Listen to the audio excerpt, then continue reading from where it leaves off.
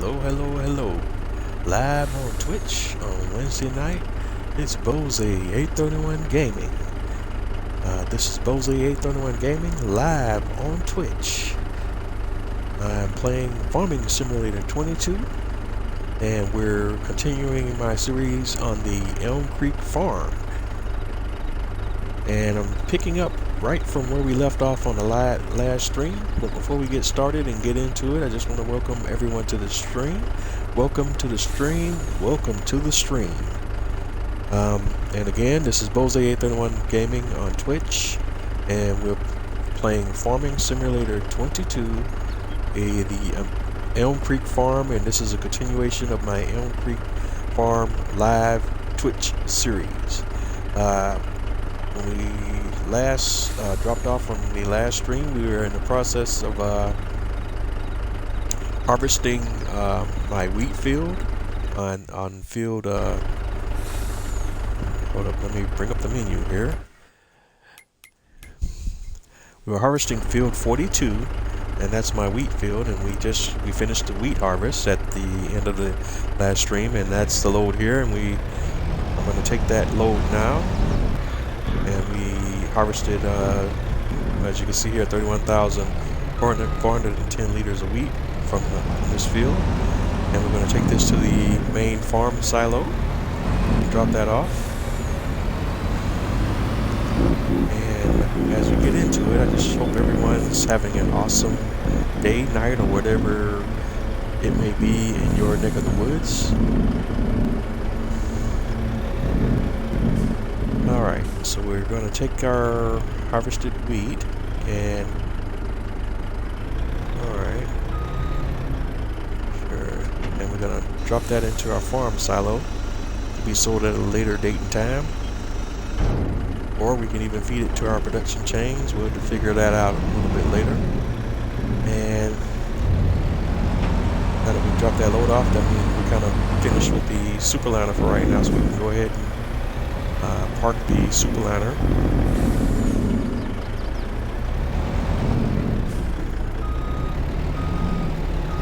And I'll come back and we'll address the maintenance and everything shortly. Actually, let's go ahead and address that now, because it does look like it needs a little maintenance. So before I park it, let's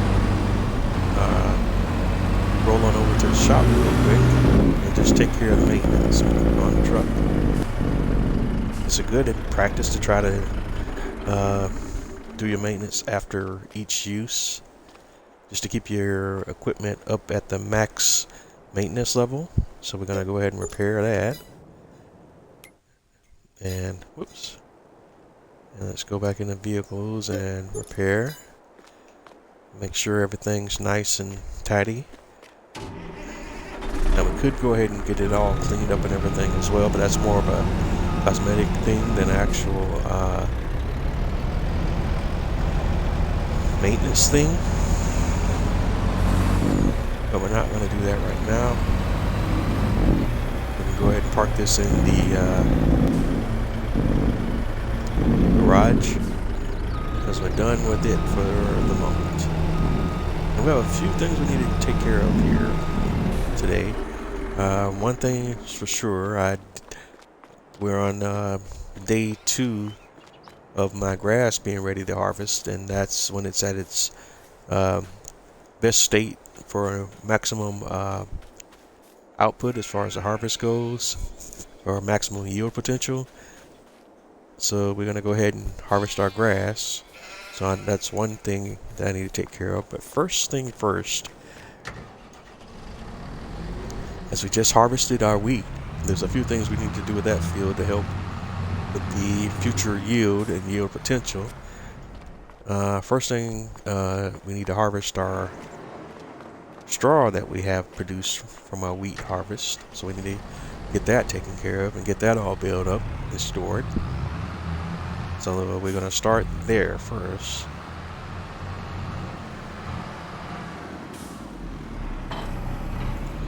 And I know we have some new mods that I mentioned last week that we can get into, the deal with bales and bales capacities and all of that good stuff. But I'm not going to do that on this episode per se. because I already have equipment on the farm and I don't really want to get into buying and selling different equipment right now. But I may do something with that equipment on a later stream. Just not looking to do that tonight. Tonight we're just going to keep it pretty much standard and realistic for the most part.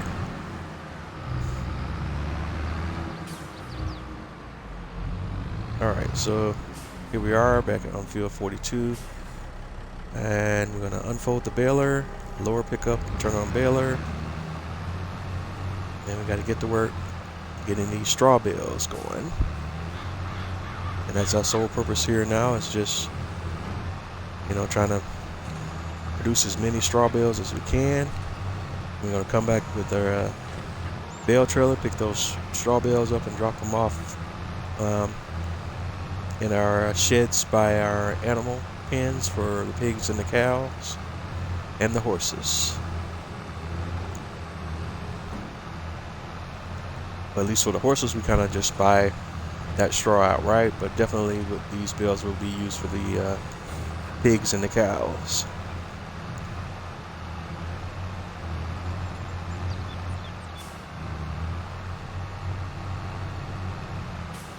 And with this fast baler, the baling operation should go pretty quickly.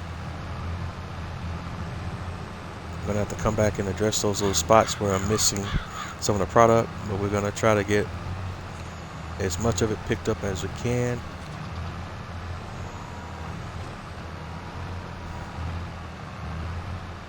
All right.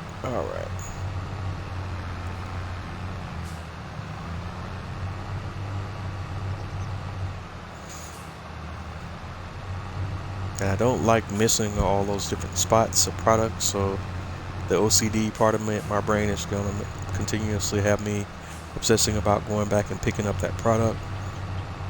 Some of it, I don't know, depending on if it's on my field or not, I don't know if it'll let me pick it up, but we're definitely going to try. I can't get that spot there without apparently having ownership of that field. And actually, that's an issue that we can address here in just a second. And I'm going to do that because that spot's going to drive me crazy if I don't get it picked up. It's alright, so let me go back around.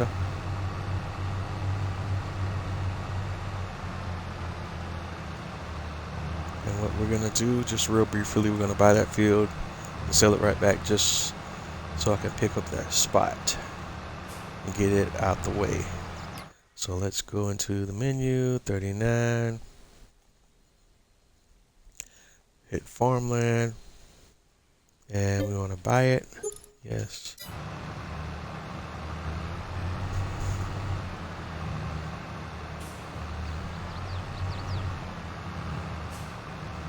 Okay, got that spot.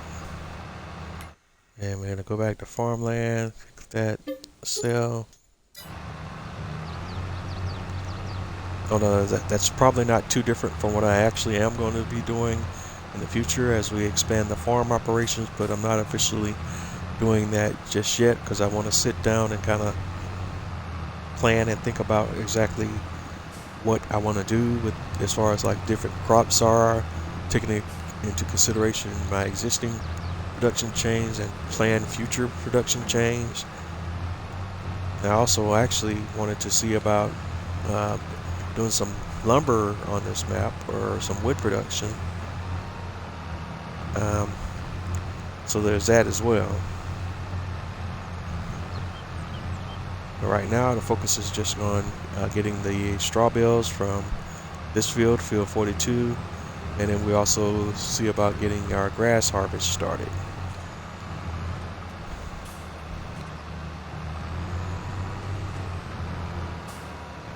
Alright, and that's a little difficult spot right there, and I don't even know if I'll be able to get or not.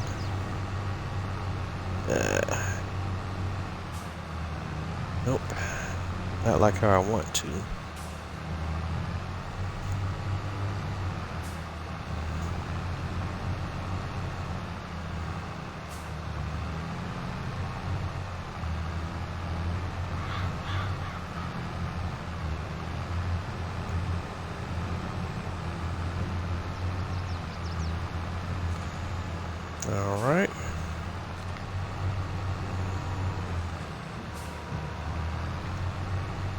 And while we're going on tonight, new and notable mods this week were nothing too big to talk about between this stream and the last stream. Just picking up from where we had left off. Because remember, unfortunately, I did not get a stream live, was unable to live stream on Saturday, so I ended up having to live stream that following Sunday. And in between Sunday and today, there's not any big mods that I really wanted to mention that much.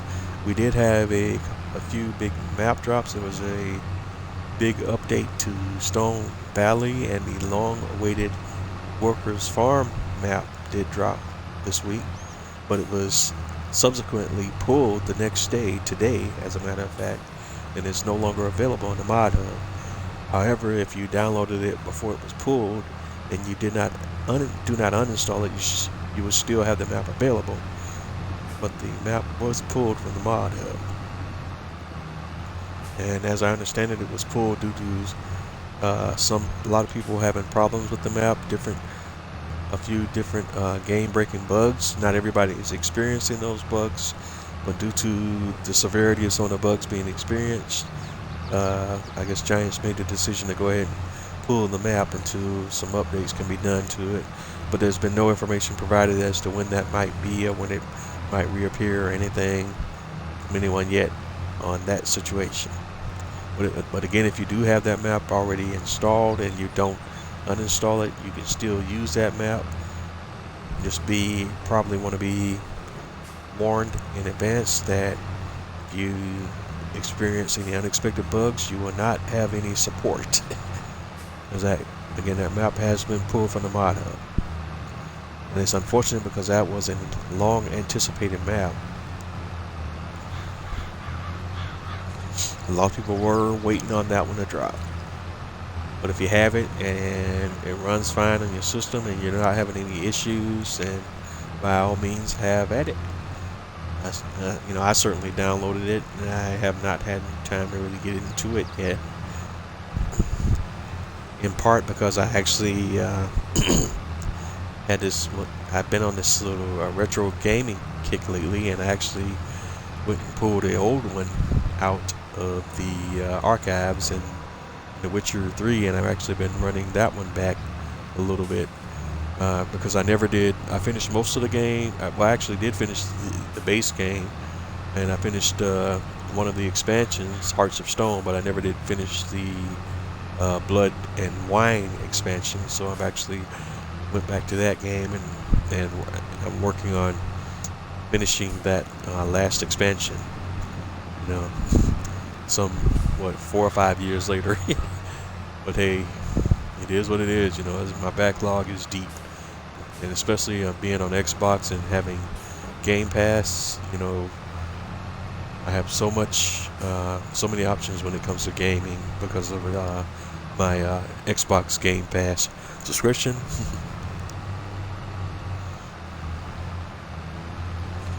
And then also, just my own games that I purchase, although definitely I don't purchase as much as I used to, but I definitely still have a very large backlog,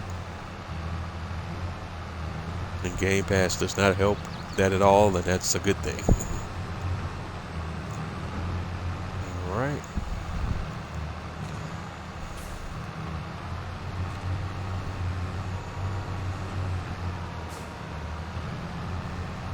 And as you can see, we got a pretty decent yield off of this field, and we also got because of that yield, we also got a pretty decent yield on our straw.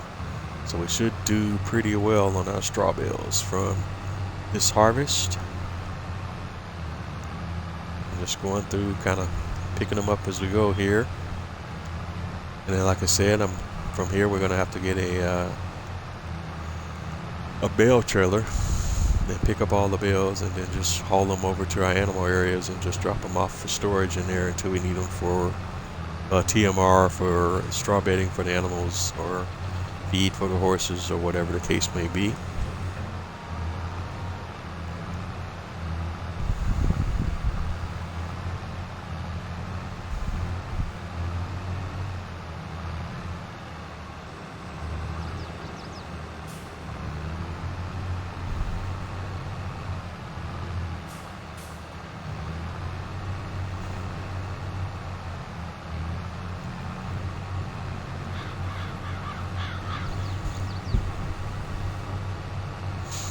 All right. We're just about a quarter of the way done here on this field. And like I said, I'm also still thinking about, now that we have a pretty decent balance on the farm, and the farm is very much profitable now. We have to start looking to the future of the farm and where we want to go next. Whether that be with equipment, land, operations. Where do we want to expand at next? Because now that we are at that point financially, we definitely want to look at expanding and seeing how much we can grow. And as I indicated in the last show, I'm still thinking about some type of lumber operation.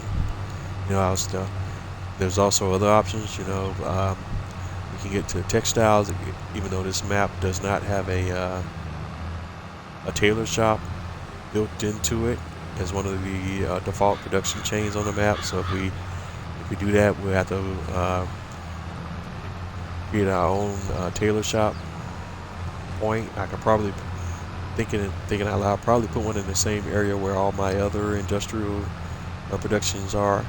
That's definitely an idea. Or maybe I could purchase a different area and just place the tailor out in a different location. Those are all things I'm going to have to do a little thinking on, and then come back on another episode and let you know what strategy I've devised that I'm going to follow, and we'll go ahead and play that out live on this series. Just definitely want to do a few things a little different and not keep doing the same things over and over again. But we're kind of already there, because with our first expansion and the other 3 fields we had added, including the sunflower and sugar beet and barley fields, we're already heading in that direction. It's just that we also want to expand into some different productions and those types of things.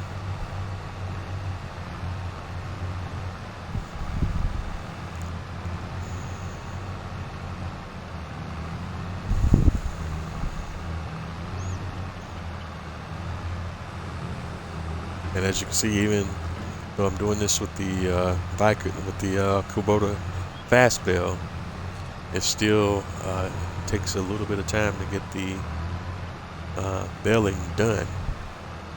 And if I wasn't fast baling, this process would even take a little longer. But at least with the fast bale, I can knock it out at a much faster rate of speed.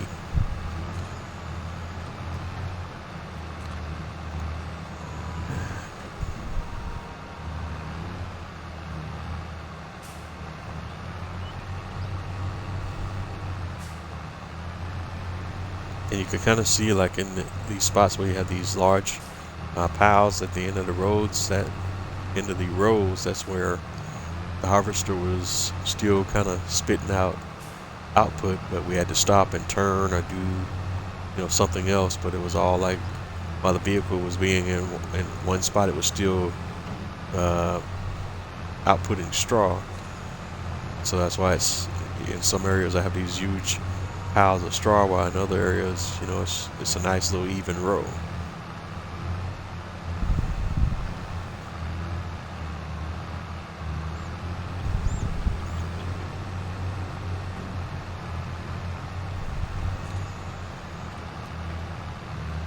You see, like, case in point here, this is a big pile. The baler's not gonna pick that all up in one pass, because that's a lot of product.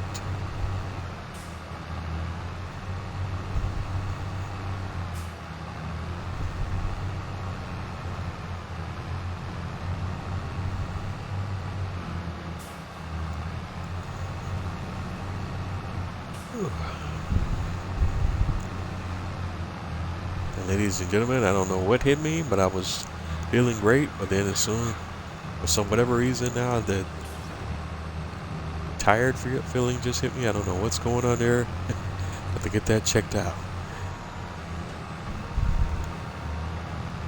Because I at least got to bed last night at a pretty decent time, when I probably still could do much better in that regard, as I'm on the East Coast in the USA. And typically, though I do suffer from having at least sometimes bouts of insomnia, so there are a lot of days where I don't get to bed until like 12 or even 1 in the morning. This is Eastern time in the US. And typically, because of my day job, you know, even though I don't have to be, I don't clock in until like 7, but I wake up at about 5:30 so that I can, you know, get everything going, you know, get my breakfast, or, you know, get packed up and get on over to the job site. And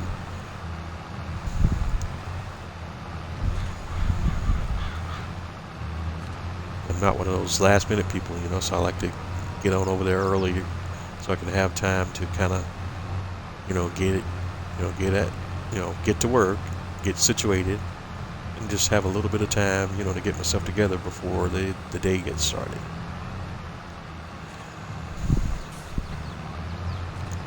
But, you know, everybody has their, you know, their process for work, and that's just happens to be, you know, mine. I'm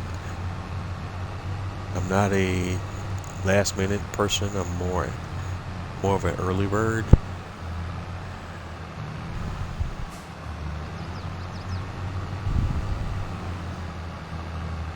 But the problem is, as of late, even though I'm an early bird, I sometimes struggle with going to sleep at a decent time and getting enough sleep so that I am, you know, refreshed, you know, for the next work day and fully rested.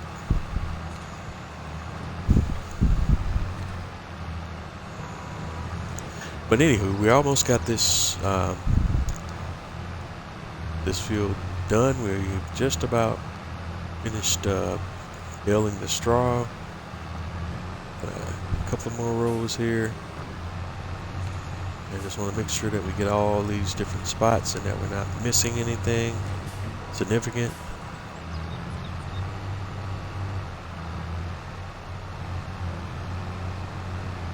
There's a spot there. Just want to make sure I got that one.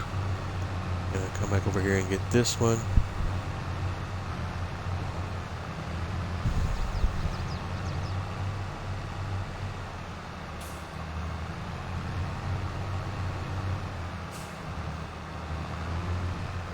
Alright. And after we get the straw up, then we want to come through and have and mulch this field in order to prepare it for the next harvest, or the next planting, I should say. And that'll give me a little bit of a bonus to the yield. And if I'm not mistaken, at least according to, if I remember from what I read, that can give you anywhere from a 2.5% yield bonus to a 5% yield bonus.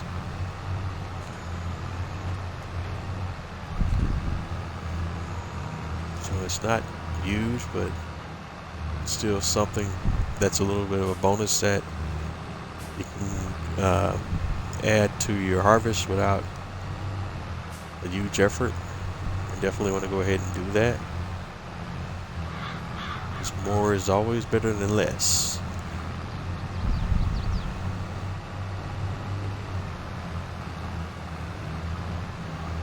Alright, and we're coming up on the last row, which is a good thing. So we're almost finished here.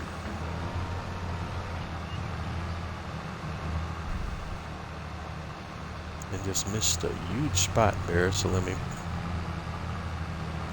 try to back up and get that picked up.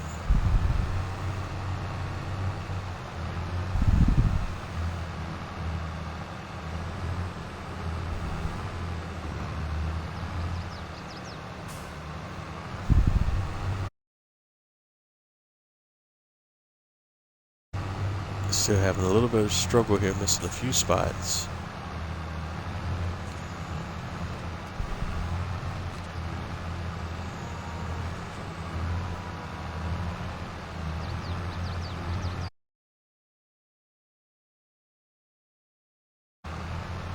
Okay. Get that one little spot there and we'll be pretty much done here. I think that's it.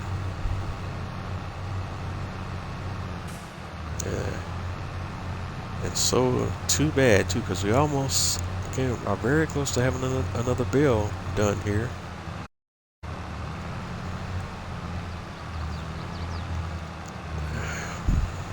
%. All right, so we can go ahead and lift the pickup and turn that off.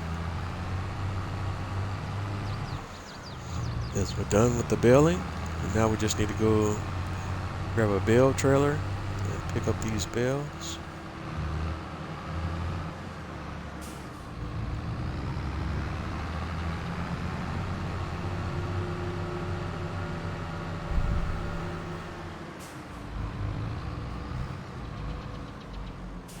And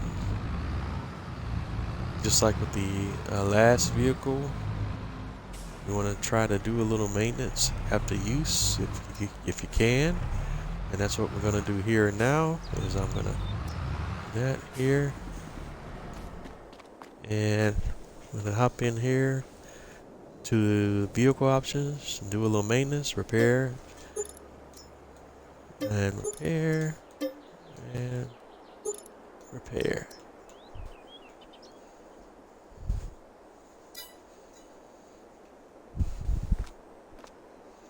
So the vehicles are in good shape.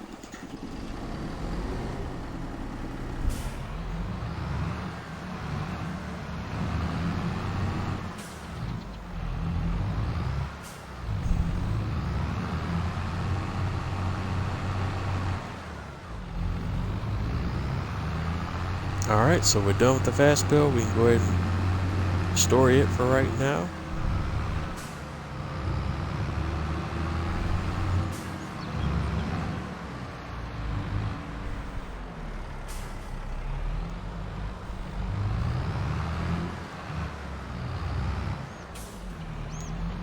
Alright, and just back that right into, of course my driving kicks in and we can't do the whole straight line thing. Close enough. Alright, so there, drop that off. And done there. So we'll go ahead and close that gate. Now we need to grab a bale trailer real quick, and same deal here, we're just going to lease one. So we'll go to bale loaders from the shop menu. And I have a mod that's a favorite of mine that I like to use in most baling situations, and this is the Lizard Platform Trailers mod. And with this one I'm going to go with the PGRAT 100, which is a 32 bale capacity. And so, yep, nothing to customize there except for make sure we turn on auto loading. And I'm going to lease that. And for your farming simulator purist, yes, I know that the purists don't care for the auto loading stuff. So I just want to mention, it's a preference of mine, and everybody plays the game that they want to for their particular enjoyment. And if your enjoyment comes from playing that ultra realism style of play, that's great. Me, my play style, I like to call it a little bit of hybrid of the two thought processes. Definitely want to keep it very pretty real, but there are certain tasks, just in the interest of time, just want to do them a little more quickly. And for me, there's also, even though I'm sure the purists will disagree, but while the physics in this game is very good, the physics in this game also can be very temperamental, and just in the interest of time and sanity, because there's nothing like, and believe me, I've done it before, spending hours stacking bales only for them to spontaneously explode due to some random thing with the game engine. But yes, if you were playing ultra realism with this whole baling situation, you would do the same thing I'm doing now, bring the bale trailer over to the field, but you'd still then also have to come through with a forklift or a wheel loader or any of those different devices, or even a tractor with a front loader, and you manually pick up your bales and load them onto the bale trailer, and you stack them, and then you put the straps on them so that they don't break apart in transit.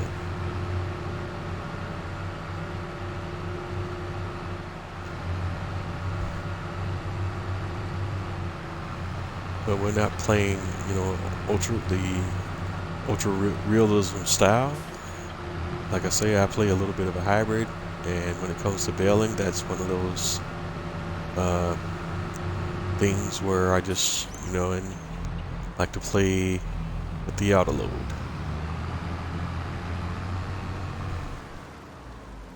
Alright, so now that we're here, you want to select operating position, and that basically turns the auto load function on.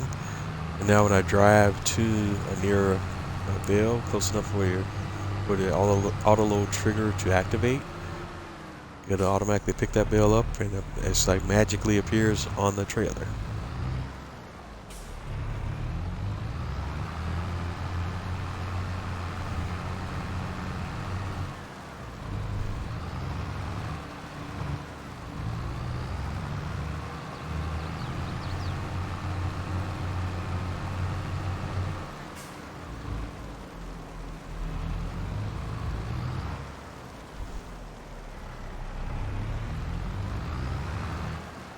And as you can see, the auto load trailer makes the bale pickup process a lot more faster.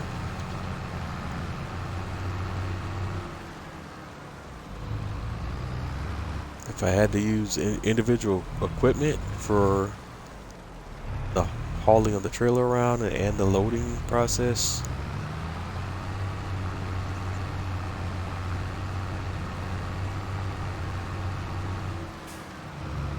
and apologies guys, I just lost my train of thought in mid-sentence. I don't even know exactly what I was trying to say there.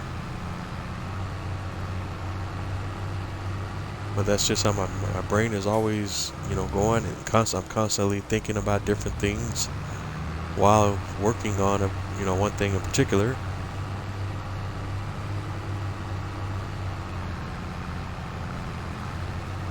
Alright, and you can see the bale count right there. We got 22 bales, up to 6%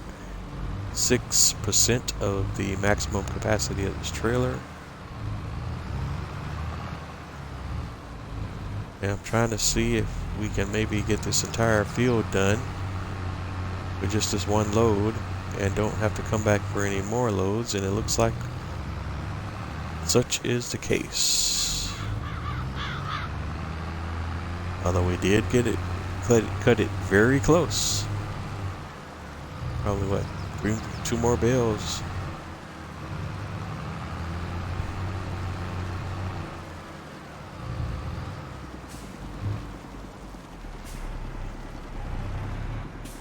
And there you can see the harvester that I use for harvesting of the field, and the header trailer where I hauled the header for the harvester on.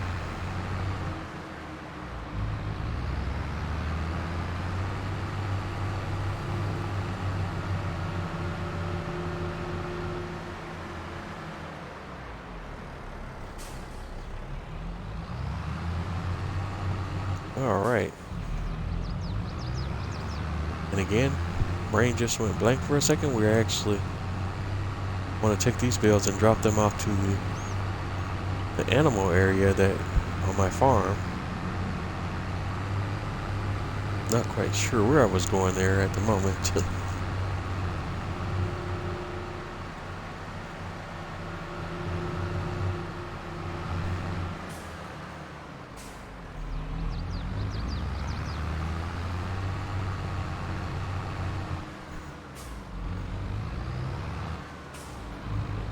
Alright, and so here we are at the animal areas. These bales are all straw, so we just want to kind of just drop them off.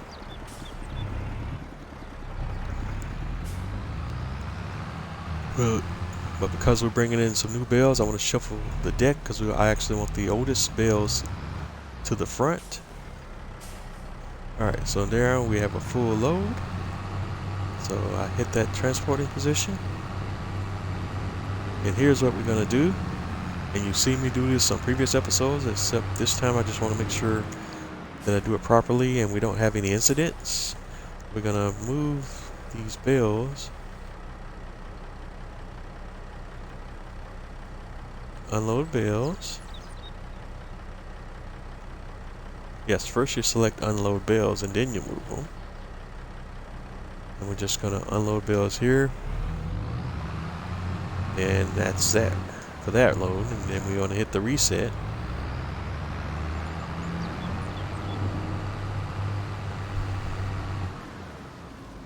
Alright, operating position, and hopefully I can drive by and pick up all of these bales in one pass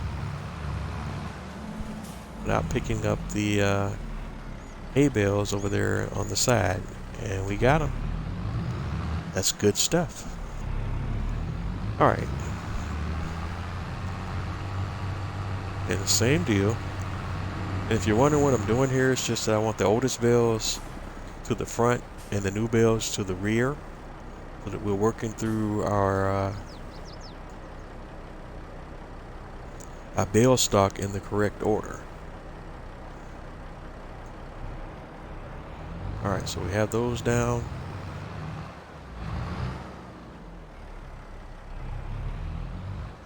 Actually, I just did that backwards, didn't I?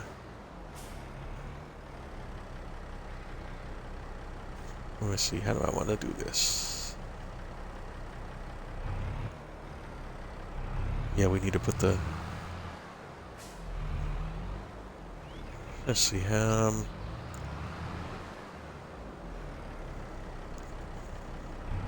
we're going to put this in the back first. So reset operating position. I'll get them all. Transporting position.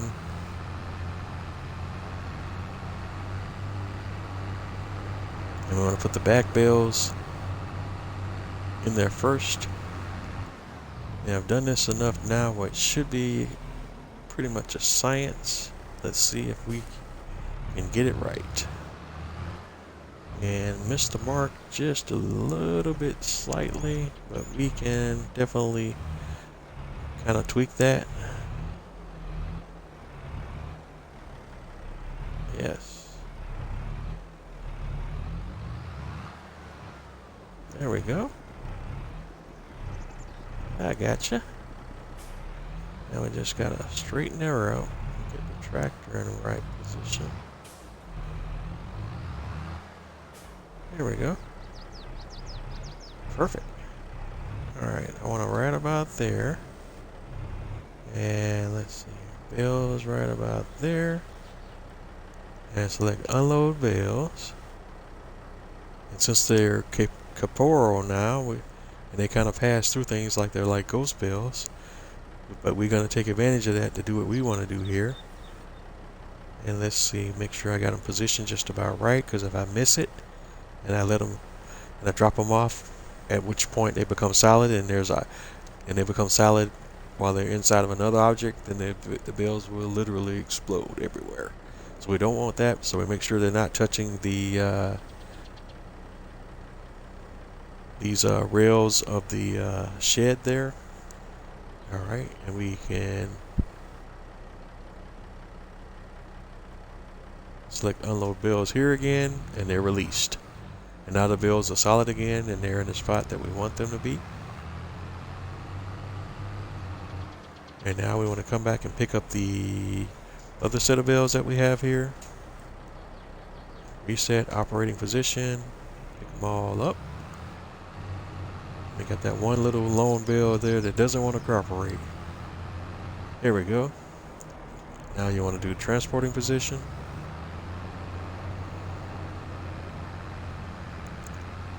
We're going to come through the same way we did with the previous set of bales.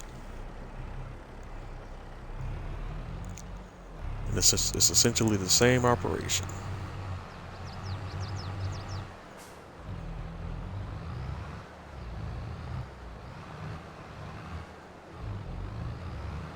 Except we just want to put these in front of the other bales. Alright.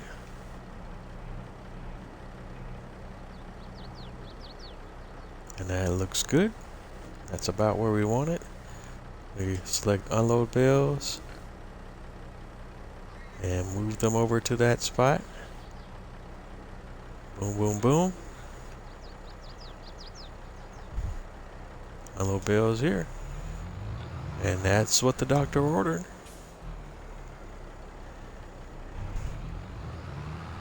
Alright. And we're going to keep this bale trailer because we still will have use for it in just a second. And because we do have a grass harvest that we need to take care of. And I'm taking a look here. Looks like we still have plenty of silage bales, but we definitely want to do a set of silage bales on our next grass harvest. But looking at my hay, I think we will do another hay bale harvest this particular time, and then when we do our next grass harvest, we'll just do silage. So the next thing I want to do is we need to go back to the shop, and we want to lease a mower. So let's go in the shop menu again, and this time we're looking on the mowers. And let's see what we have here. Do we want to use one of the base game models, or do you want to go with one of our more pricier options? What is the width of that one? That is 4 meters. And I think I'm going to just go with what I typically use just because of the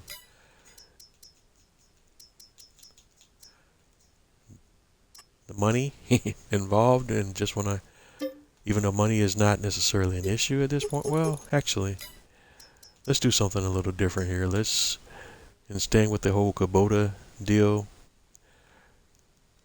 let's just do a full kit. Alright, let's lease this guy. And we'll work mode. And I don't know what the difference between a Vario and a Vario BX is. So we'll just go with the Vario. Lease. Yes. Okay.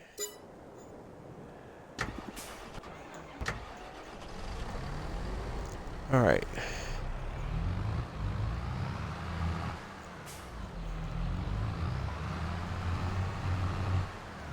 And we're going to need to go pick that equipment up from the shop. Now I'm going to take a little bit of a shortcut.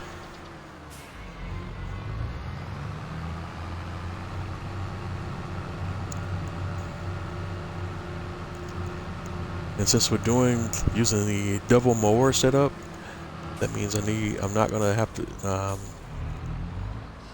to need a weight for that particular operation. So I'm going to drop my weight off here at my main farm. And now we're going to drive to the shop and pick up those those mowers that we just leased.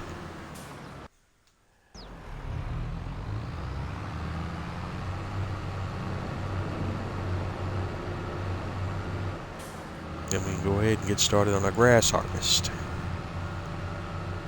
And like I said, since this particular harvest, we're going to focus on producing hay again.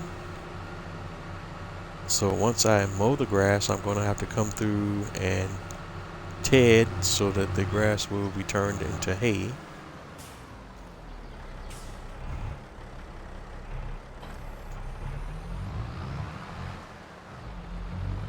I also have to keep in mind that we still have to mulch on my other field, the wheat field that we just harvested as well. So I just have to keep that in mind as well.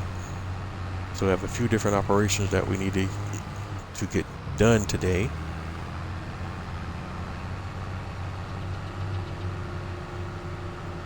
And as you can see, it's already getting late in the afternoon and game time, so we're running out of time on day 1 in August. But the thing is that the season will not change until we move into September. So whatever we don't get done in day 1 in August, we can get done on day 2 in August.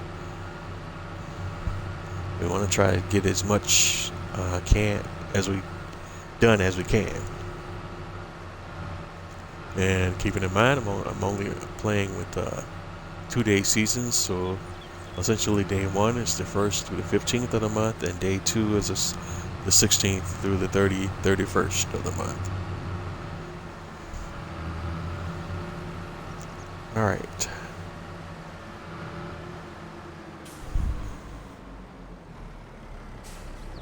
Alright, so here we are. We want to unfold our mowers.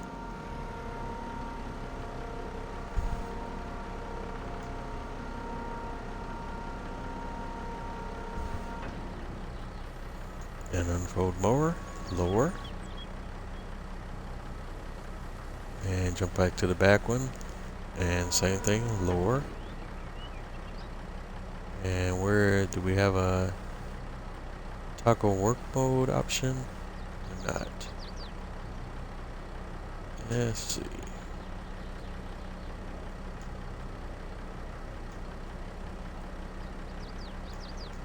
Okay, so maybe that's what the Vario BH option was the work mode.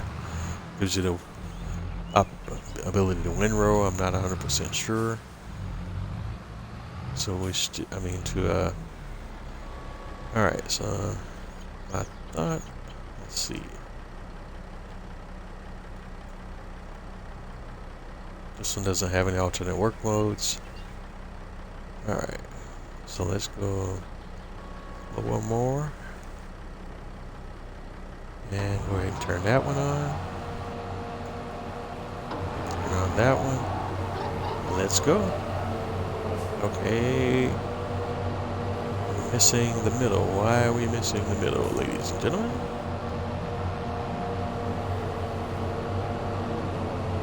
Alright, we'll come back to that. So I don't want to put any grass on the road because the game won't let me pick that up.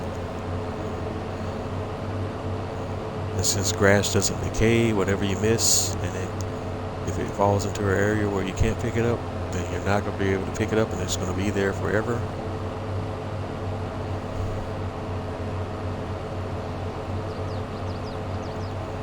That's one thing that I do kind of wish they had implemented from the precision farming add-on that was in FS19 into 22 was the ability, or at least the option for a product that is to decay over time. So that way, if you do have some product that ends up somewhere where you don't want it to be, it will disappear over time. That is something that I think they should have implemented in the base game design with these seasons. But at least with the version of seasons that they had built into the game for FS22.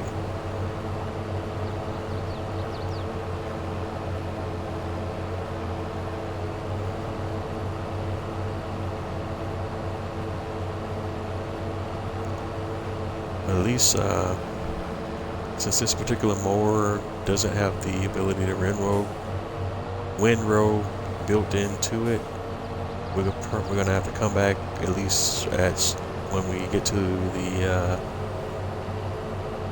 heading process, and probably we're gonna have to come back separately with a windrower or a device that sets up the windrows so that we can bail a lot easier.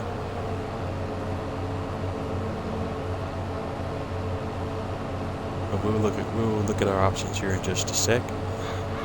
So the setup that I have going now, we're we're going to be finished with mowing here very shortly.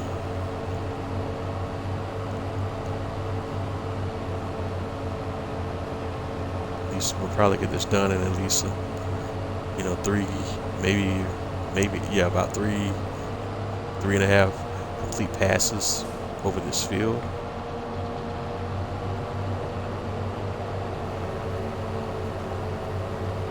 Because with the setup, we're covering so much surface area that, you know, getting the mowing done really, you know, is really not going to take that much time. As you can see, we're moving pretty quickly.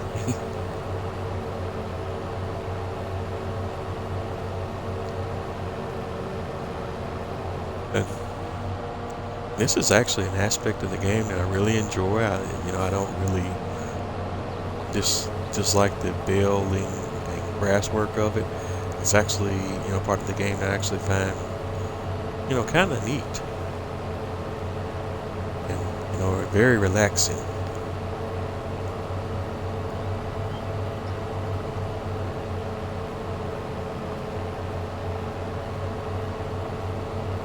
And, you know, a lot of people definitely must have an interest in that particular aspect of gaming, because there's even a game called Lawnmower Simulator, which is just that, a mowing simulator, you know, and it's a game that just focuses on that one particular aspect.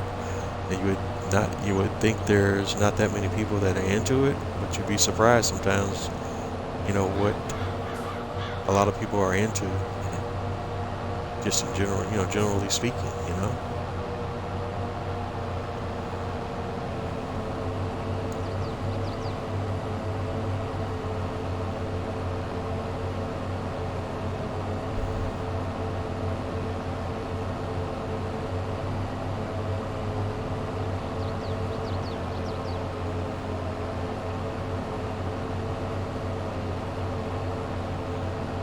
Alright.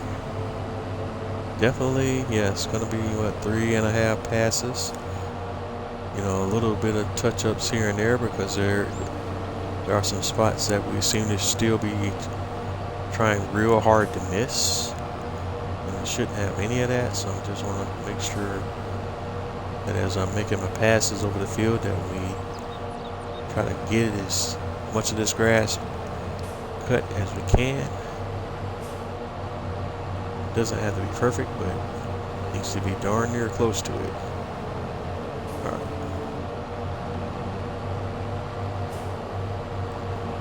Not gonna line it up, but I'm still not gonna line it up well enough to get everything. So we're gonna have to come back up at least one more time.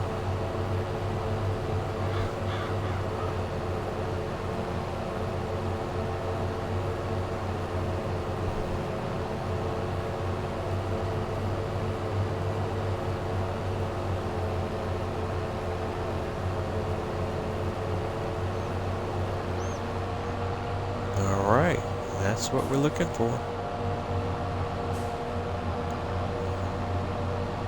As you can see, in game time it's about 15:58, or that's 3:58 for you folks that don't do the military time that well.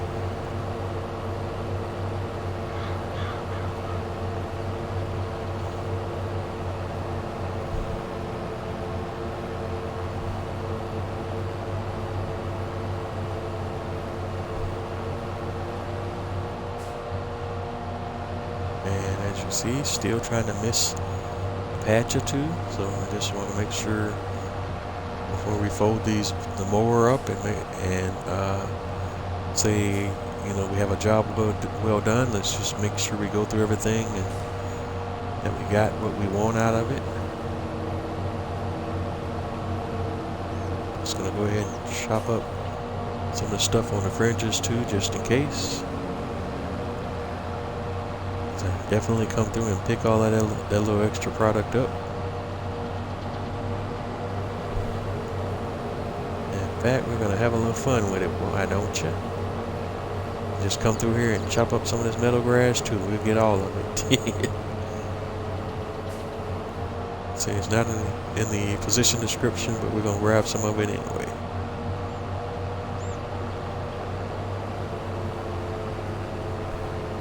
I don't want to get too crazy though, because then I come back through and if I still see stray grass lying around, it's gonna drive me nuts. We'll chop up some of it here.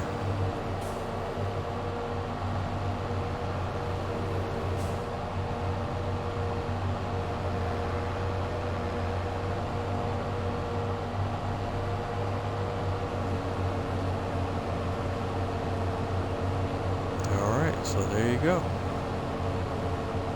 That's another job well done. And we go ahead and fold that up.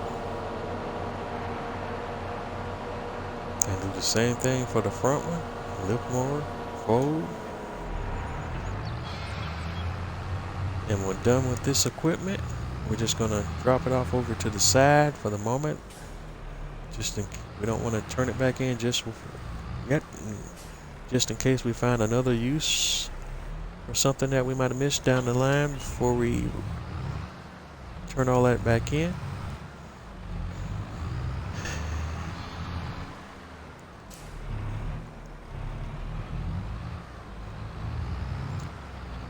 Alright, so next up in the mooring process, we want to grab a tether. And again, let's see, that's 9 meters, 6 meters. We're not stressed for cash, so we can go big. So we're gonna go ahead and lease the larger Kubota branded tether. And it's back off to the shop we go.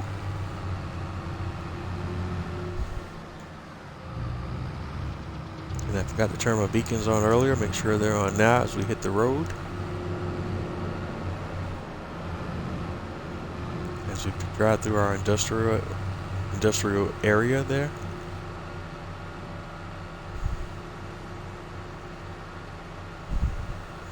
And it's back up to the shop. This time to grab our tether.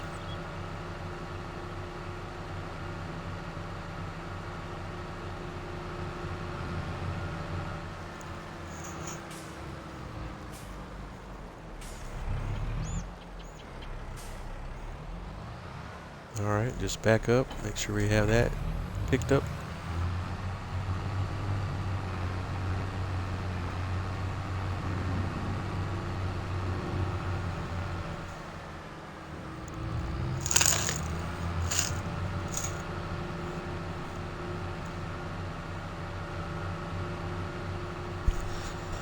And then it's off and back to the farm, to our grass fields. And since we're working on producing hay, step 2 in the process of turning grass into hay is tedding. Because it's the tedding that actually turns the grass into hay. And then so we have that hay, then the next step in the process will be to windrow that hay so it can be arranged in rows. And then once it's been arranged in rows, then we'll come through with our baler and bale all and that's where we create the hay bales. And after we created the hay bales, then the final step in the process will be to come through with a bale trailer and pick up that which we created.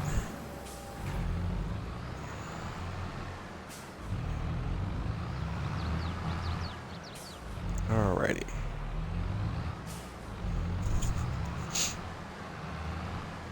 And this was the part that I was concerned about.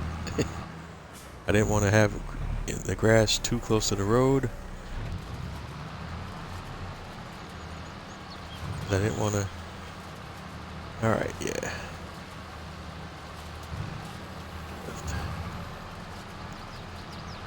Because I didn't want to have a situation where I'm dumping hay out onto the road that I won't be able to pick up. So now I'm trying to be a little bit heady here and see if I can push it back. So we don't Definitely don't want that product too close to the road. I think I got it. Now when I turn,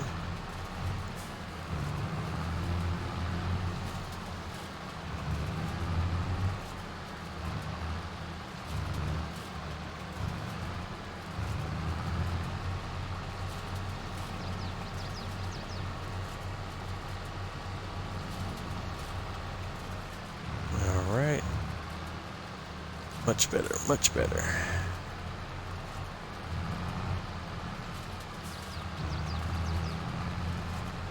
And we're gonna turn and pick that up.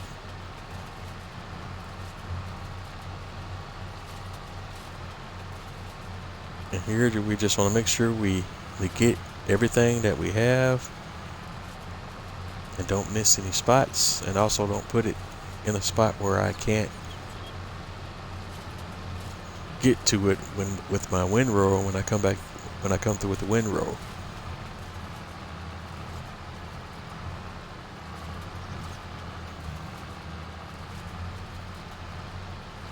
So the objectives you're trying to achieve here are, twofold.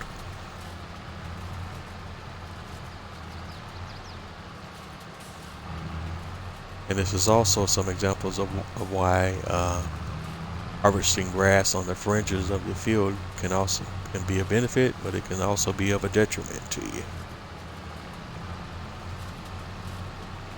Especially if you accidentally, put some grass out in the area where you can't do anything with it.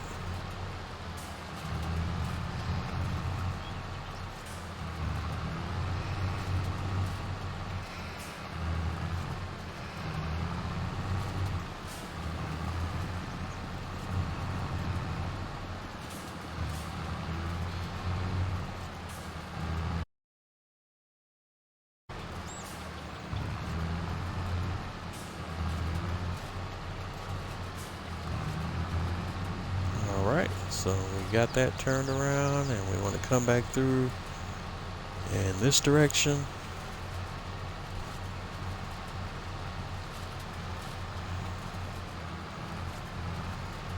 And again, this is another reason why mowing in this other little area over here to the side was both a good idea and a bad idea. You still got to come through if you're going to try to windrow it and pick up all that product. Gonna have some challenges here and there. And that's why you don't want to get too far out in the fringes.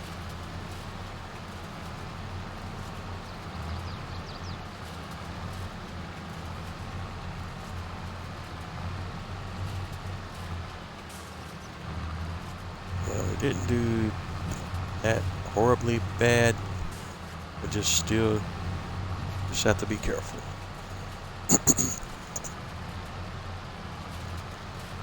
Alright. I'm going to come through. And even though I'm tempted to go through on the side on this pass, I'm going to go straight down and just come back up. Because we'll get it all eventually. One way or another.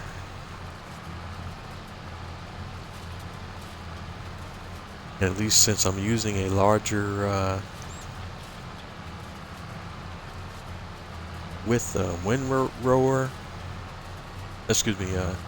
tedder, we're going to progress through the tedding process a lot faster than we would if we had at least a much smaller tedder.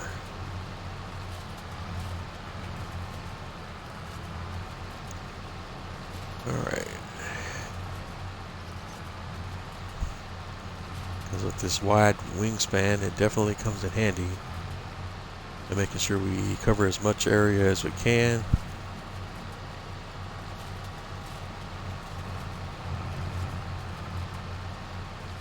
Alright. And again, the key thing is to just make sure you don't miss anything.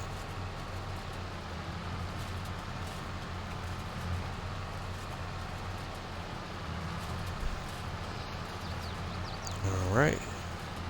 We'll come around here and do one headland pass.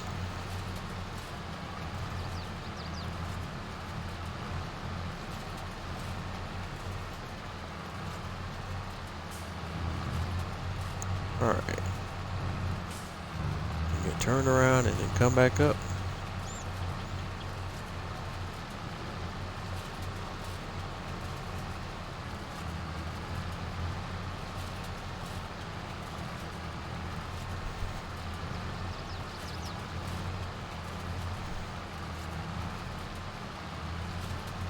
As you can see, this, will go pretty quickly.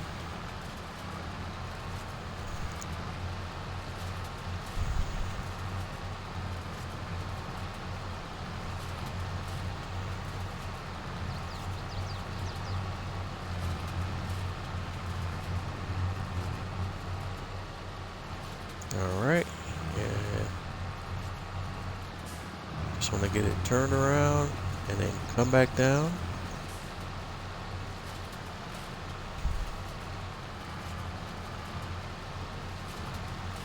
And trying to get as much as we can with that wingspan that we have going.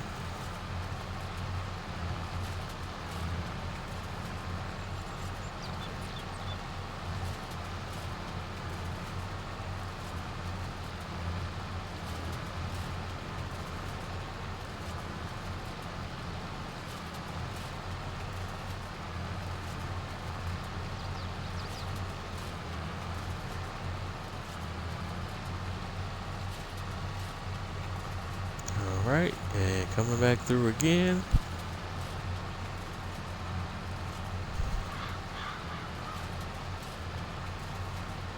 It looks like we got about 3 more passes to go. And then we'll be done here. And then we can start with the wind rowing process. And we will have to release another piece of equipment, a wind rower.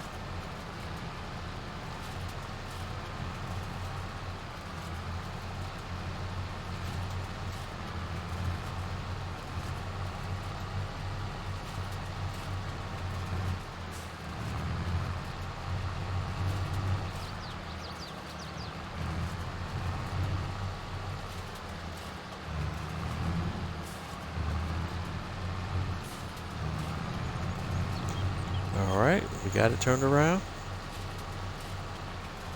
Sometimes turning around can be a little tricky depending on the confines of the area in which you're trying to work.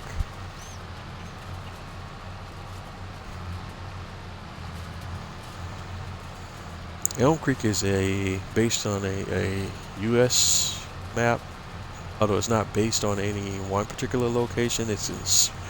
I guess you could say it's inspired by a lot of different locations in the Midwest of the US.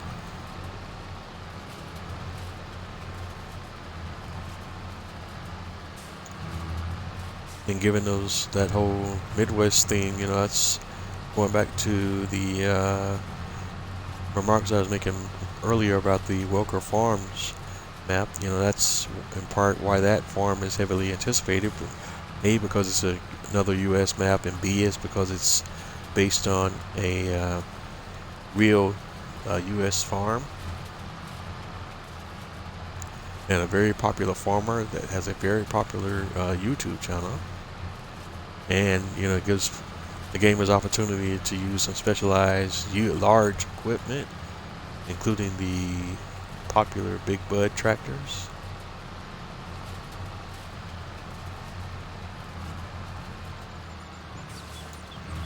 And I, even though I myself am a U.S. based player, I definitely love U.S. maps, even though I often find myself spending a lot more time playing on the European maps, because while I do like the large farming that most U.S. maps tend to have, and give you the opportunity to use some of the largest, biggest, and most powerful equipment, for me it's still just more interesting to do things with the smaller equipment. And European maps and some U.S. maps do offer you those opportunities.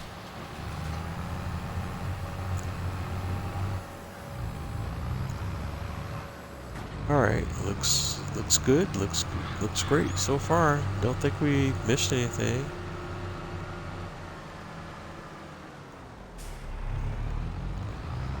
Definitely looks like we got it all. So we're done with the tedding.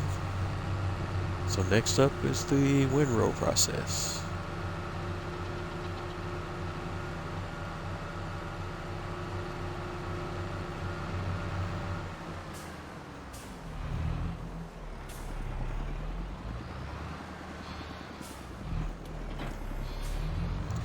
So we can drop the tether off and go right to the windrow.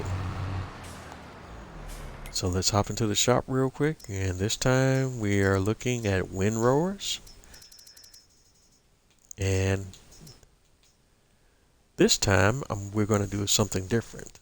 Typically I would go with this guy, but we're going to do something a little bit more unrealistic but smart in the interest of time and what we're trying to do. And this is another mod that I swear by when it comes to baling operations. And this is the Lizard R90 mod. It's the Lizard R90 rake mod. And this allows you to windrow and pick up material at the same time. And what it will do is what I can do with that particular mod is, let me go back where and we're going to go ahead and lease that now. Lease, yes. But what I can do with that mod is we can windrow and bale at the same time.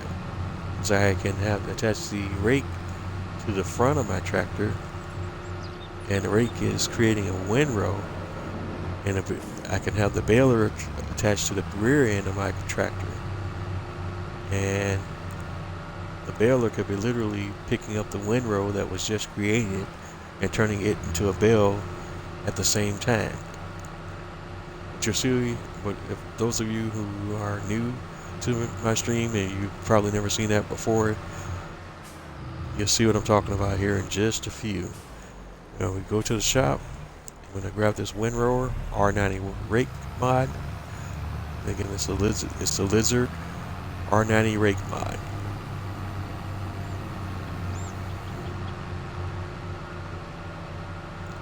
There's also a different set of mods where you have the baler and a rake built into the same device, and you could just bale and rake all at the same time as well, and you don't have to have this separate attachment on the front.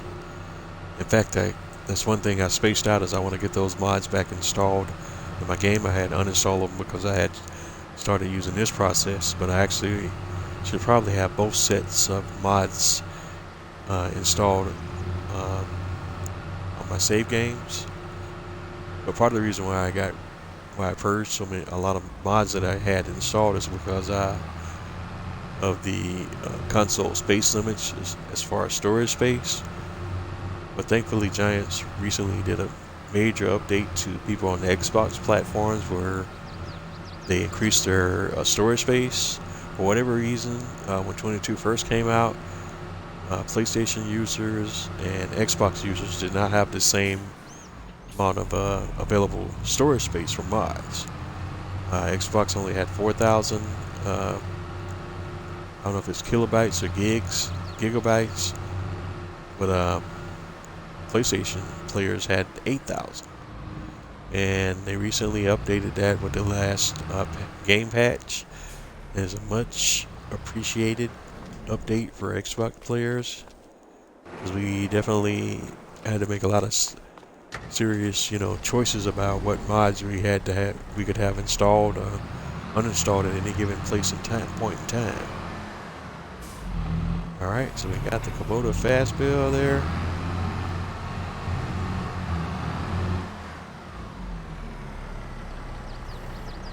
That was not what I wanted to do.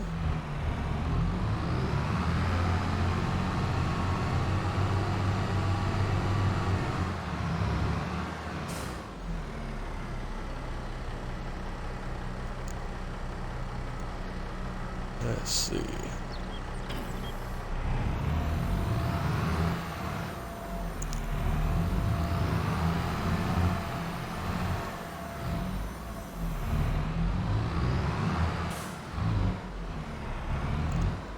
Attach.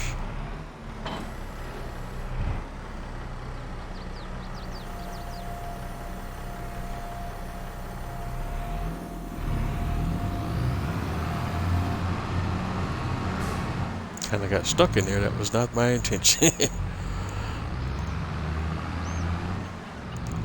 Alright, so now comes the fun stuff. Now here's what we're gonna do.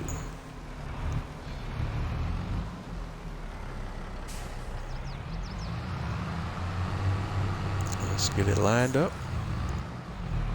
We're gonna unfold the windrower.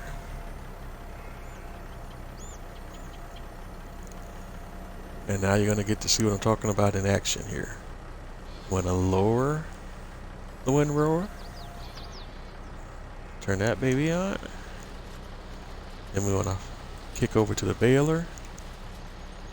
Turn on the baler. And here we go.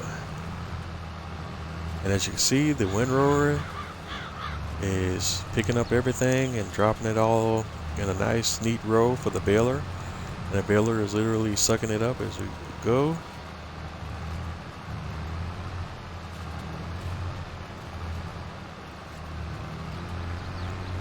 But if we kicked out the straw bale first, that was not the intent of that operation. But hey, but now we got hay the rest of the way.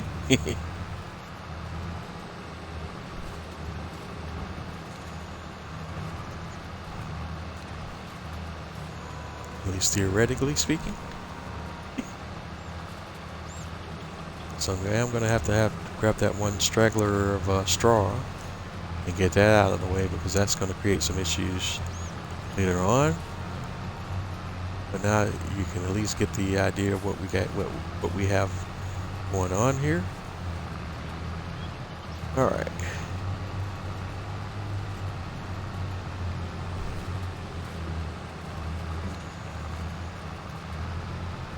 And basically with the rake, we create pretty much a one-stop shop. We are windrowing and baling at the same time.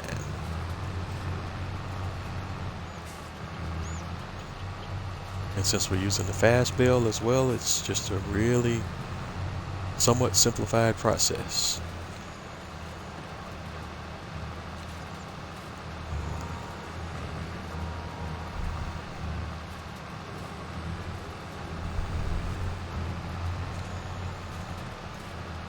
And you know, still going to have some issues here and there because of how I you know, did a few areas in the fringes of the farm, so getting my equipment in the proper position in those areas is going to be a little bit of a challenge here and there. We're going to have some leftover product here and there that I'm going to have to try to finesse to try to make sure I pick up everything that we need to pick up in order to make as many bales of hay as we can.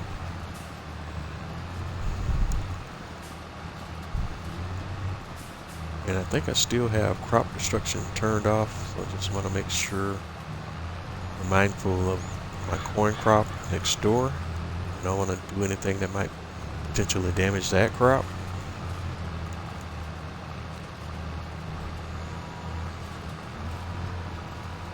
And now you have an idea of what I was talking about earlier, and you can see it's a pretty neat operation when done correctly.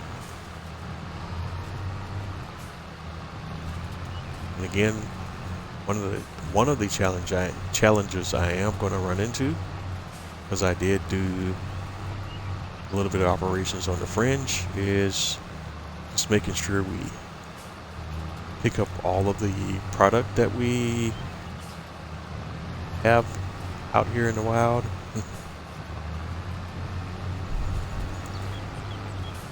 And especially the stuff on the edges of the field. because if I don't drive in exactly a straight line, the baler's gonna have a little trouble picking up when I drop out. So I just have to make sure that I have everything lined up. If I don't, the baler just might miss it.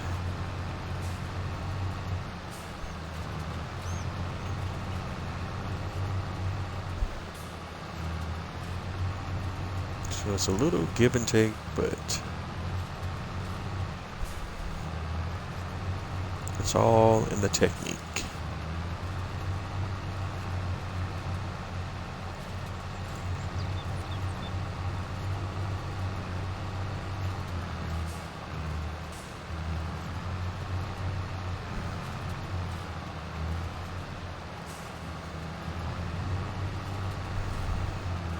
I say that now, but I'm actually realizing that and trying to be greedy and making sure I did as much of the fringe area as I could. I'm actually making the task a little more tedious than it should be. If I just kept it in the confines of the field, it would literally be just a few passes straight up and down, but because I did the fringes and I'm trying to pick that up, you know, you got me doing circles and zigzags and all of this other different stuff that is more time consuming than just going straight up and down the field. So what I'm going to do, just in the interest of time here, I'm going to do just that very thing, and then we'll come back and focus on the fringes.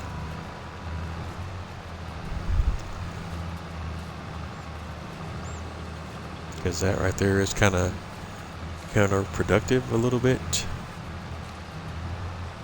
And actually adds more time back to what it is we're trying to do here.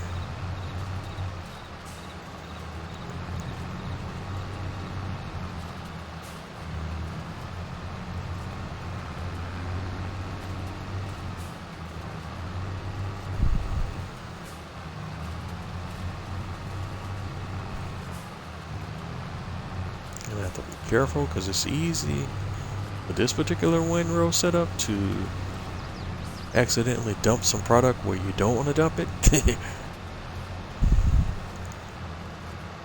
yeah. And with that wide spread, you definitely have to watch where you're dumping stuff.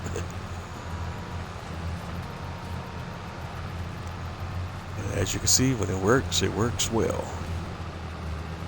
And will save you a lot of time.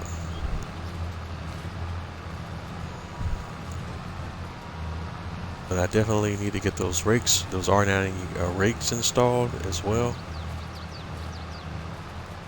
In fact, that may even be a better solution than what I already have going here.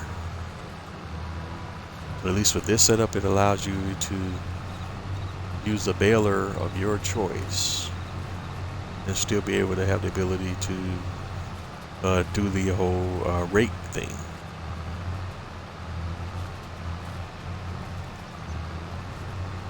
This is a way to get that same result, but with any baler.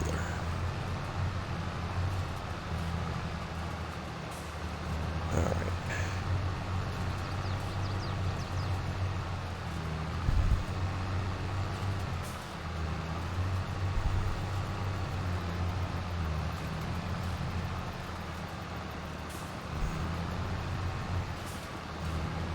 Alright.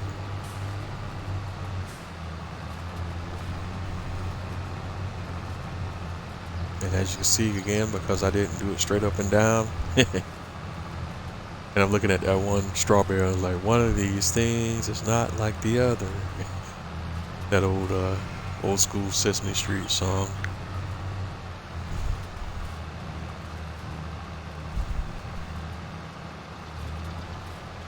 You have to have the kids guess, okay, which one of these things is not like the others. Like, look.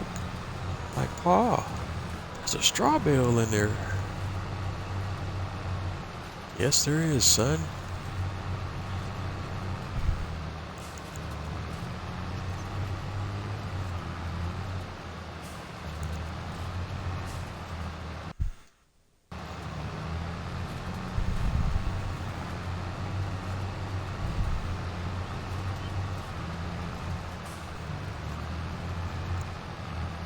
And And one other cool thing that seems to be happening so far tonight that I want to bring up now, and hopefully by bringing it up now I'm not jinxing it, is so far the stream has stayed live and strong all night.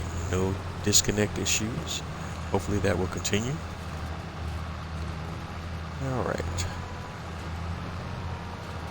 I guess now would be an opportunity for a quick screenshot. So let's go ahead and do that now. Let's do that. And we're going to hop in there and hide the menu real quick and take a quick screenshot.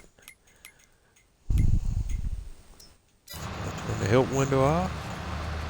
And then let's see, let's zoom position here. I'm going to come here. How close do we want to get? Think about right there. Or do we want to go ground level?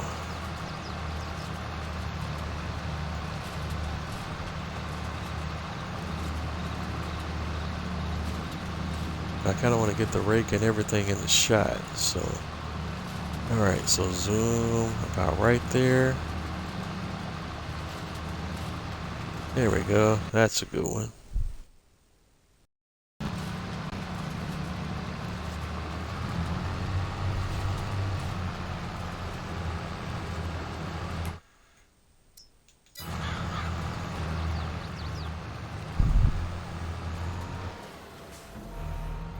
I accidentally pressed the button to hire the worker.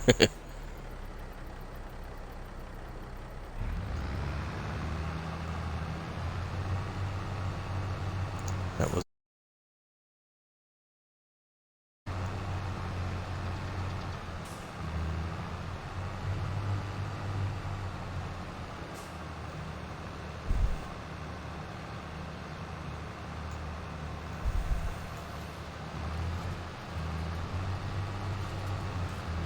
but easily rectified.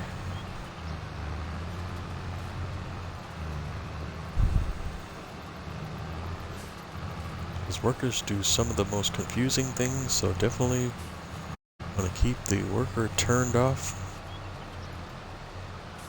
at least for this particular operation.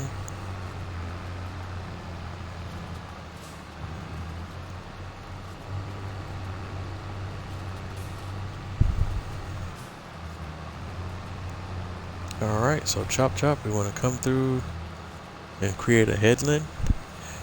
Now if we did choose to have the worker do all of this work, you definitely would want to make sure you do a good job of creating headlands. And if you don't know what headlands are, it's literally like whatever field you're working on, you create basically strips on the top, bottom, or different, or usually the top and bottom sections of a field, even regardless of how the field is shaped. But you're basically creating some areas where you're basically creating room for the worker to be able to navigate and turn around, you know, on the front end or the top end or the bottom end of the field. And theoretically, if you give the worker enough space, he should be able to figure out, you know, what he needs to do as far as like turning around and that sort of thing. And it just helps the AI workers to kind of navigate your fields from time to time. And also, you know, by doing a headland, if you do it a certain way, you can turn an irregular shaped field into a regular shaped field to kind of help the worker out. Give the worker enough room to kind of navigate and figure out what they need to do. Because one of the biggest problems with workers, and there are many, but one of the larger problems you have, and most common problems, is workers needing a ton of room in order to kind of navigate and turn around. And having headlands on the field kind of helps the workers a little bit with that in theory. Practice is not always an exact science, but it does definitely help the workers out a lot.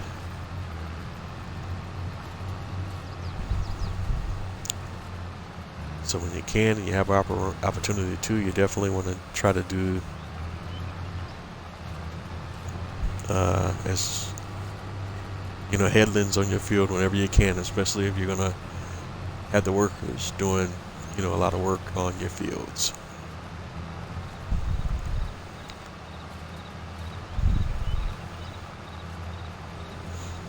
And believe you and me, even with all of that, the workers are still going to do some crazy things here and there. That's just one of those things with the AI in the game. It is interesting. But I will say between 19 and 22, it's definitely improved quite a bit here and there. In some areas, you would say it has not improved, and it has not regressed either. But it's not like giant leaps and strides between 19 and 22.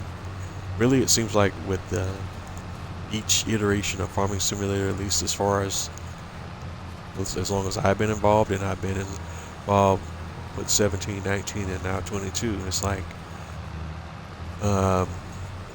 the progression of the game is still very incremental, even though there are some significant incremental changes, if you will, in certain areas of the game. But there are other areas of the game where they've slowly progressed since 17, and from what I read online, in Farming Simulator 15 as well.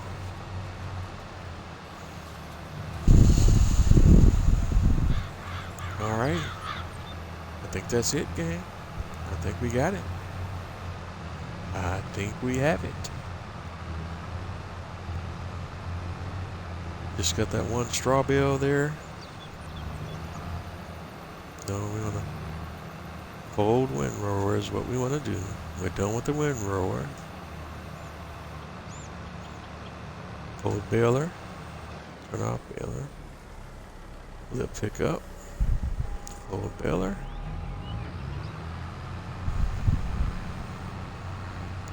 That's a job well done, ladies and gentlemen. So I'll just drop the windrower off right there.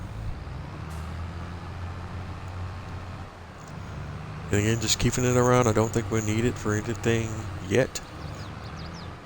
And I just note to self is I just want to make sure that I have a ton of leased equipment that's still out on lease, and I want to make sure that I turn that all the equipment in before we advance to the next day. So just note to self. But we're done with the baler. We're done mowing. We're done windrowing. And now remember that bale trailer that we leased that I didn't turn back in just yet? We're gonna go grab that trailer. Keeping one caveat in mind, I'm just gonna quietly nudge this straw bale off to the side. We'll come back and pick it up later and put it over with the straw bales, or either just go ahead and feed it to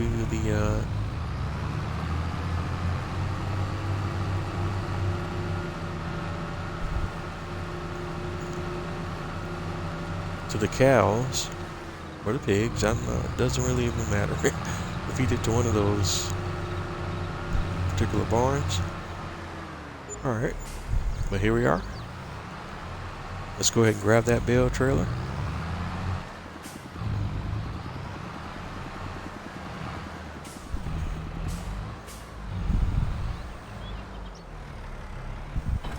Boom. And we're still going to take that shortcut that we have over here. Look at there, my cornfield is looking good. See my sunflowers over to the right over there, they're looking good as well. Can't wait to harvest those crops. Alright, and reset operating position, and here we go. It's hay baling time, people. Boogity, boogity, boogity. Boom, boom, boom. Let's go, let's go, let's go. Alright. And again, if you was doing realism, You would have a bale trailer. You would have a telehandler, front loader, a wheel loader with bale spikes. You pick your bales up, load them on a trailer, strap them down, rinse and repeat. Again, I play semi-realistic, and we are auto-loading our bales.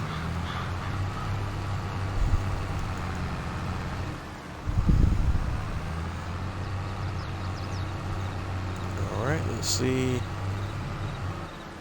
if we are able, from this field, to produce more hay bales than we did straw we got from our wheat field harvest.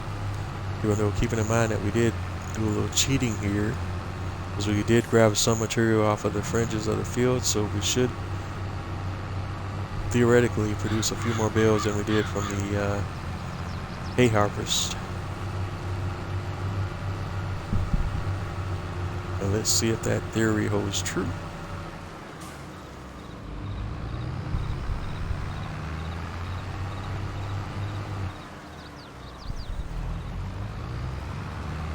Yeah, 78. No, it's actually a little bit less. Looks like 1, 2, 3, and that's even including the materials on the fringe. Oh, 93. Okay, we're gonna. The fringe did put us over the edge. It looks like. Yeah, let's give us. At least makes us about even. That's 96%. Yeah. A little bit more, and that's, I think if you take the material that we got from the fringe out of the equation, they'd be about even. Alright, so it's transporting position. And this is going to be a similar operation than to what we did with the straw bales. Except I think this one may be a little more tricky, and you'll see what I'm talking about here in just a second. The straw bales were a little bit easier because I could come in from either side. But with the hay bales, we're going to have to try a few tricks here. First of all, let me move this little setup out of the way.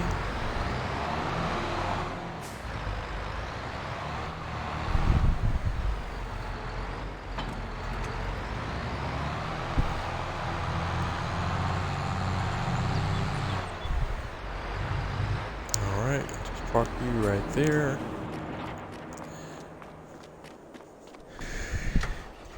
And then, just like with the previous setup for how we did the straw,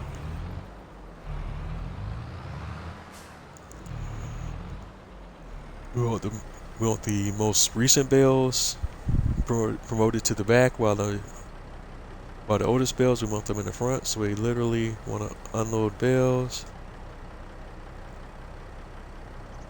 Alright, just put them right there. Unload bales here. Reset.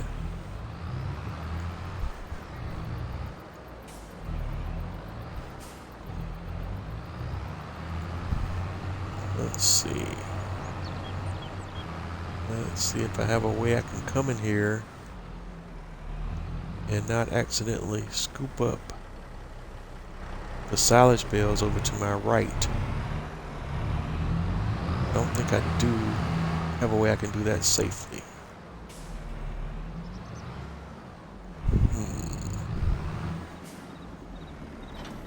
So just in the interest of not trying to create a catastrophe, we're going to have to bring the wheel loader, the front loader into play, because I'm just not even trying to entertain that now. I did that one stream and I don't want to do that again. So I know it's going to be a little bit tedious. We're going to have to just bring the bales out a little at a time. And then pick them up once we got them out of there. So at least for this part of the operation, I can go to a piece of equipment that you haven't seen me use in quite some time. So let's drop that off. And we're gonna go to a big bag lifter. And you'll see why here in just a few moments. Given. I'm hoping these bills won't provide a weight issue for this fella. We're about to see.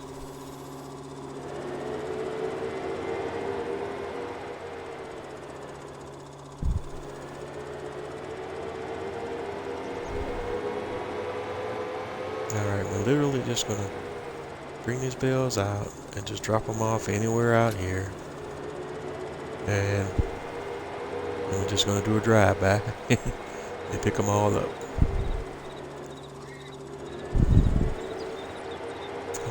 And I know this is a few more steps than I anticipated, but I still think we got it under control. At least I hope. In theory.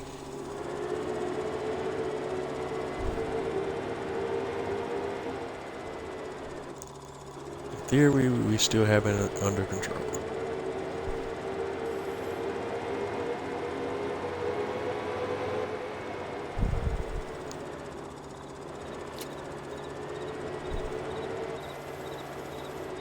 And the stacks don't need to be pretty. We'll address that in just a few.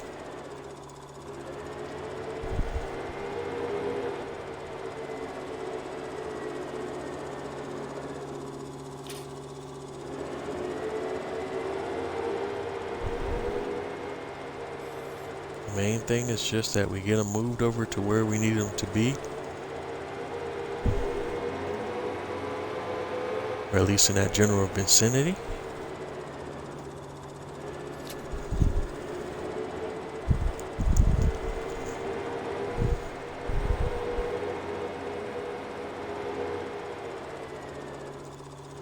Alright. Get the straggler out of the way because if I don't do it now, he may be in my way later on. Dude. Oh. My eyes messing with me.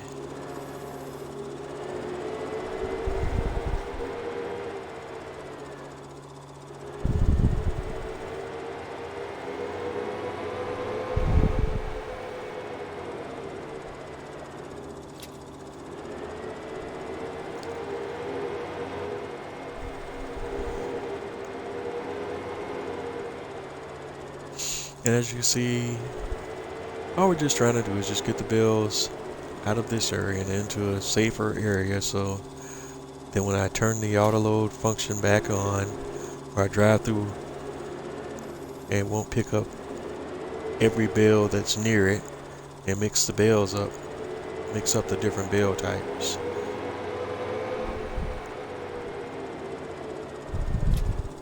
And that's the last thing that I want is for it to auto load different bill types onto the same load.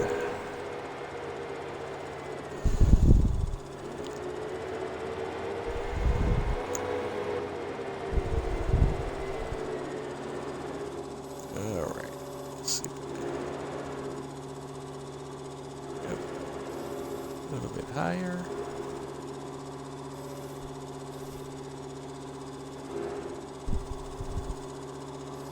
And of course we're going to run into that.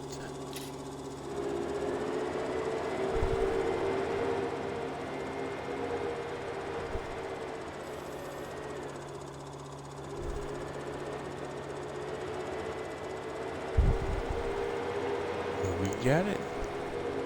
Have to be a little creative sometimes. Boom.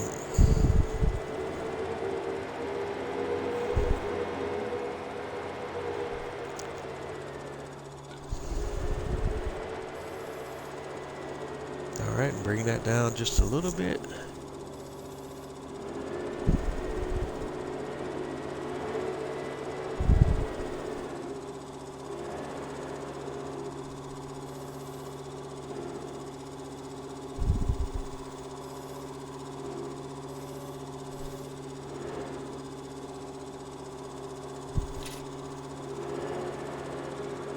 Alright, didn't grab those exactly like I wanted, but we got them.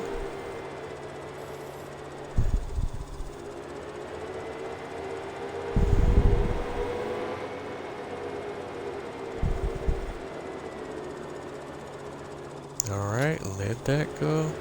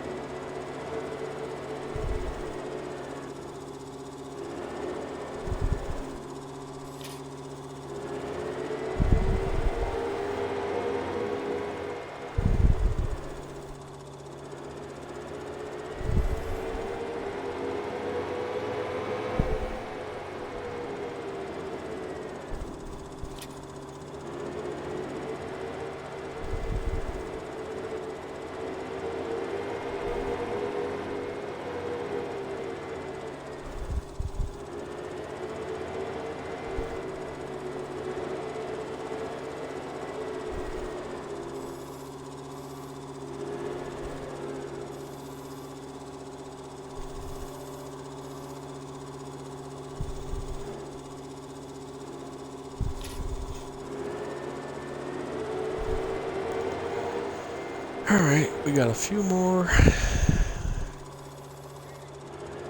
loads to pick up.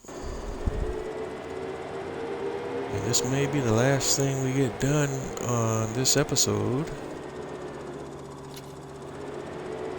And I have to make the call about whether I'm going to do anything off stream between now and the next time we go live.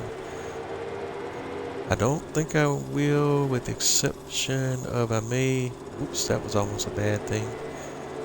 I may go ahead and get the horse riding out of the way because I want to make sure I want to make sure I don't forget to take care of the horses before we advance the day to the next day. So I may do that off screen, but other than that, just make sure we pretty much, when we come back in on Saturday, that we pick up right from where we left off outside of the horse riding. And I just gotta double check my production chains, my crops and everything to make sure that we don't have anything we missed there. If we have some stuff we can sell, we need to make sure we handle that as well. But that's the other reason why I'm still a little bit hesitant on expanding the operations as well, because there's, the more you expand, the more things you're going to have to be mindful of each day of operations. And I just want to make sure I don't miss anything. The larger we get, the more I really then may actually have to sit down and stop winging it and take some notes and make sure I have notes for each and every day of operation on the farm so that we don't miss anything. Because typically, as I've said before, I like to wing it and just play it by ear.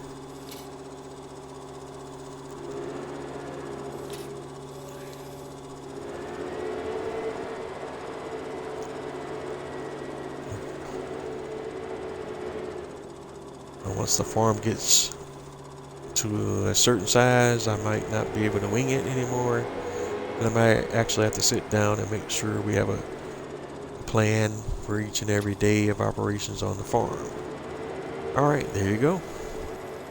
Mission accomplished, boys and girls, ladies and gentlemen, children of all ages.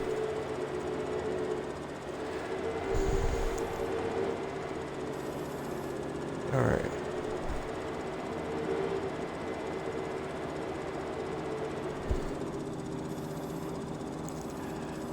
Drop that off. We're finished with the big bag tool.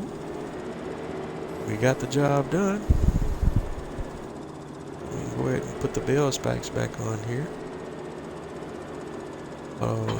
Truth be told, either device works well for moving bales around.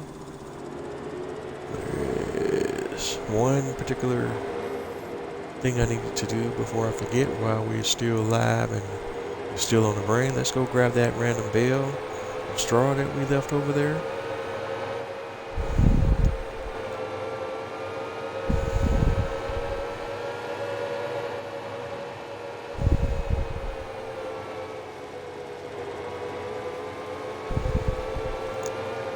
And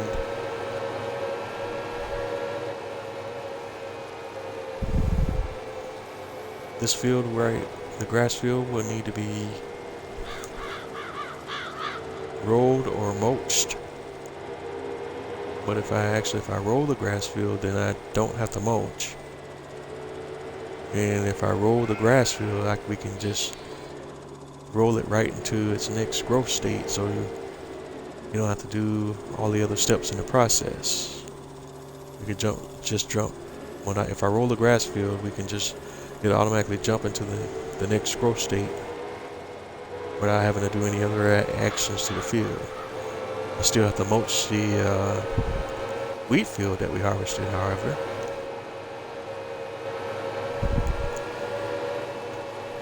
So most of your fields you want to mulch after harvesting, with the exception of grass.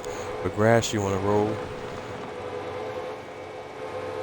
Even though you do still want to roll your other fields as well, you just don't do it after harvest, immediately after harvest.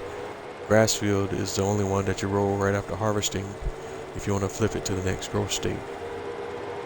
So I'm going to just go ahead and take this straw bale and just drop it right into... Oh, they already have straw bales in there that it hasn't consumed. Still hasn't... You consumed those two yet, has it? That's right, because we did put those in there earlier today. Have to forget that I'm still in the same day from when we started on the previous stream. So that's why those bills are still in there, because we're actually still on the same day. We're just finishing up because we're still in day 1 in August. And we started those operations on day 1 in August. It's just that it's taken us 2 streams to get through this particular day.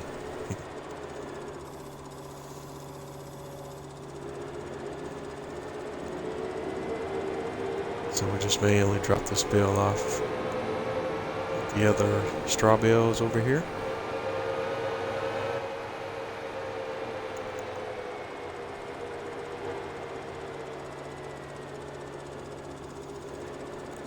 And put it in the front row.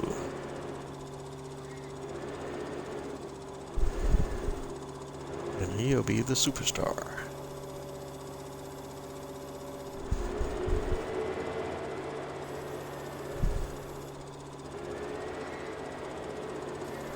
Alright.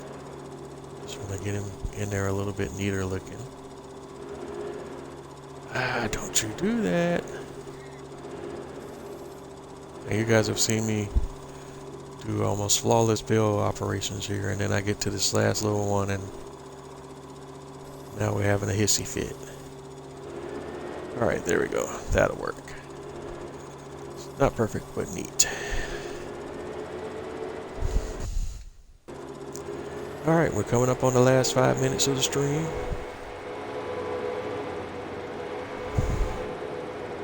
So it's almost closing time. Whoa, what was that turn? I didn't do that. It just kind of did that on its own. Actually, I don't know why I'm doing that anyway. We don't need to drop the spikes off. We just leave those right on the front loader.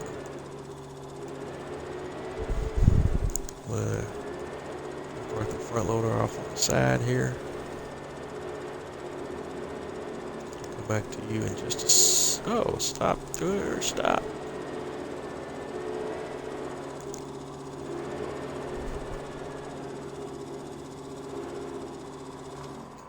Okay. So we're going to drop back in the bale loader. And you see all those wonderful bales that we collected? Operating position. And now we can just do a drive-by, and it should... Operating position.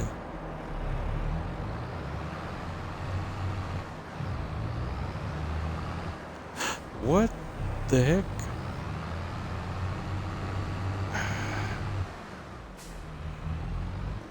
Okay. I don't know what the heck just happened there. How did it suck? Okay, dude. Somehow it sucked the straw bale out of the bale shredder.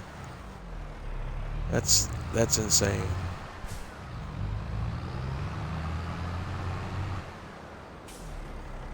All right. That's the darndest thing. But let's kind of correct that. Unload bales. Unload bales here. Reset. Operating position. Whoa.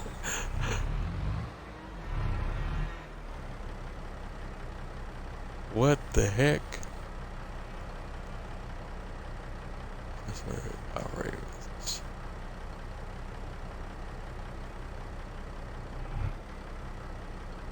This thing is crazy right now. Unload bales.